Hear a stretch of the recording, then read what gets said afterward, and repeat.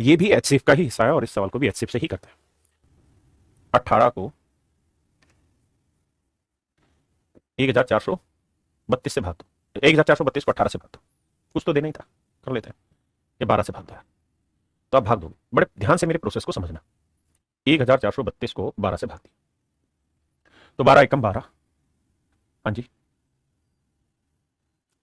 12 एकम 12, शेषफल क्या है भाई? तो आपने कहा 14 में 2 गया 2, यहां से होता मैं 108, तो आया भाई कितना? 4। किसी भाई को भाग देने में दिक्कत है? किसी भी भाई को मेरे प्यारे बच्चों कोई दिक्कत हो यहां तक तो मुझे जल्दी से समझाइए। आप कहें सर कोई दिक्कत नहीं, कोई दिक्कत नहीं, कोई दिक्कत नहीं है भाग देने में, बल्ला बल्ले बल्ले बल्ले हो रही है, मजा भी आ रहा है सवाल पढ़ने में। अब मेरे बच्चों आगे शेषफल कहते हैं, सॉरी क्रमागत नहीं, उत्तरोत्तर शेषफल, उत्तरोत्तर शेषफल। देखिए मैं वही नाम लिख रहा हूं जो पेपर में आ रहा, उत्तरोत्तर शेषफल कहते हैं। ध्यान दीजिए, 1432 को हमने किसी नंबर से भाग दिया, 1432 को हमने किसी नंबर से भाग दिया। जब भाग देने लगे तो जो उत्तरोत्तर शेषफल आया वो आया 2, 11 और 4। उत्तरोत्तर शेषफल आया 2, 11, 4। कंजुगेटिव रिमाइंडर जो आया वो 2, 11, 4 है। मेरे प्यारे बच्चों ये जो शेषफल बचे हैं ना, जो रेड कलर में मैंने लिखे हैं, इन्हें हम कहते हैं उत्तरोत्तर शेषफल, उत्तरोत्तर शेषफल। ध्यान देना यहाँ पे जो रेड रेड में लिखे हैं, यानी 14 में 12 गया 2, फिर इसमें से घटाया 11, फिर इसमें से जो घटाया 4, यानी जो हर उत्तरोत्तर मैंने हर क्रम के बाद जो शेषफल बचते जा रहे हैं उसे हम उत्तरोत्तर शेषफल कहते हैं, कंजुगेटिव रिमाइंडर्स कहते हैं, जिस टॉपिक का मैंने नाम लिखवाया। इससे 2 ही सवाल आज तक आए, दोनों ही मैं आपको करा दे रहा हूं। तो इसे हम उत्तरोत्तर शेषफल बोलते हैं, कंजुगेटिव रिमाइंडर्स बोलते हैं।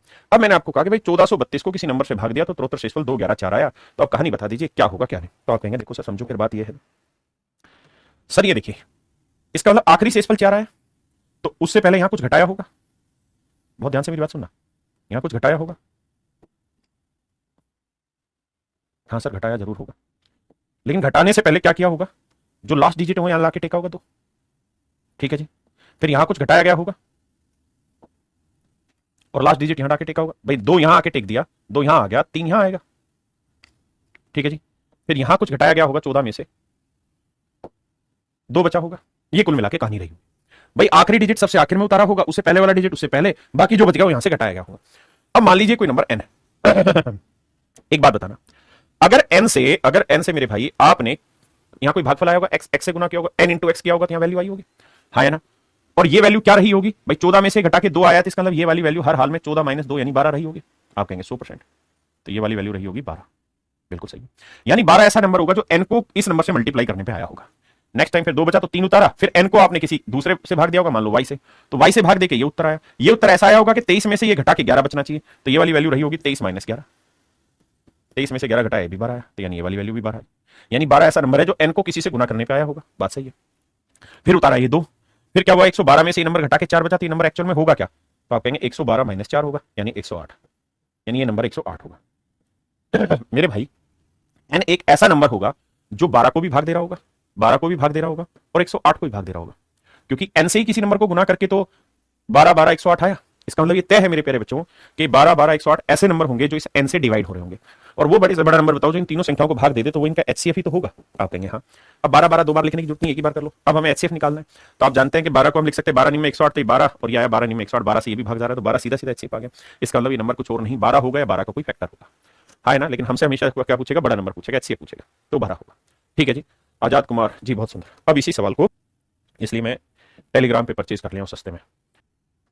ये शेषफल 114, ये शेषफल 175।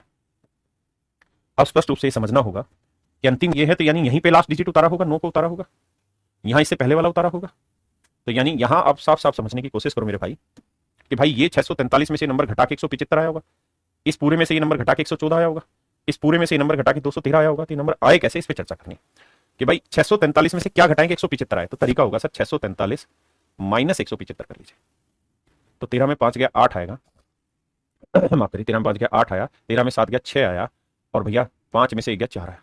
आप देखोगे तो 8 और 3 है, 13 में से 5 गया 8, ठीक है, 8 और 5 13, 7 6 13 और 1 14, 4 1 5 1 6 400, ठीक है। अब 1752 में से ये वाली वैल्यू घटा के 114 आया, तो एक्चुअल में ये वैल्यू क्या होगी? तो 1752 माइनस 114 घटाओगे तो 12 में 4 गया 8, बिल्कुल सही है। 14 में ना 4 में से 1 गया 3, बिल्कुल सही है। 7 में 1 गया 6, ठीक। तो देखो 8 4 12, 3 और 1 4 1 5 6 1 7, अब मेरे बच्चे इसमें से 1149 में से क्या घटाएं कि ये वाली वैल्यू आ जाए, तो आप कहेंगे 1149 में से सर कुछ नहीं 213 घटाया गया, तो 9 में 3 गया मेरे भाई 6, 4 में 1 गया 3, 11 में 2 गया 9, 936। यानी मेरे प्यारे बच्चों ये नंबर कुछ भी हो लेकिन ऐसा होगा जिसे किसी से गुना करके 468 है, 1638 है, 936 है। यानी जो भी मेरा उत्तर होगा वो 468, 1638 और 936 से भाग होने वाला चाहिए।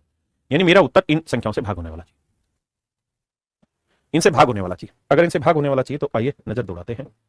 भाई 234 इसको भाग दे रहा है, हाँ सर एग्जैक्ट दिया दे रहा है, एक एक से चेक कर लो भाई, इनका एचसीएफ निकालोगे, जो इनका एचसीएफ होगा वही मेरा आंसर होगा, बस सिंपल। मैं क्या कह रहा हूं कि यार एचसीएफ निकालो मत, ऑप्शन से चेक कर लो। कैसे 234 दे रहा है, इसको हाँ दे रहा है, 251 भाग दे रहा है, नहीं दे रहा, 243 दे रहा है, नहीं दे रहा, क्योंकि 243 का डबल करूंगा तो 484 आएगा, 249 का डबल करूंगा तो आ जाएगा 498, तो केवल और केवल ये दे रहा है। तो ये 3 नंबर इसी को भाग नहीं दे रहे, तो इनको तो कभी भी नहीं देने के, ये अकेला इसको भाग दे रहा है, तो 4 में से एक छाड़ना था, तो ये आंसर, ये देखोगे तो इसको देगा, इसको देगा, इसको भाग। तो मेरे प्यारे बच्चों मेरा सही उत्तर होगा 234। अब बताइए कितने बच्चे मेरी बात समझ गए।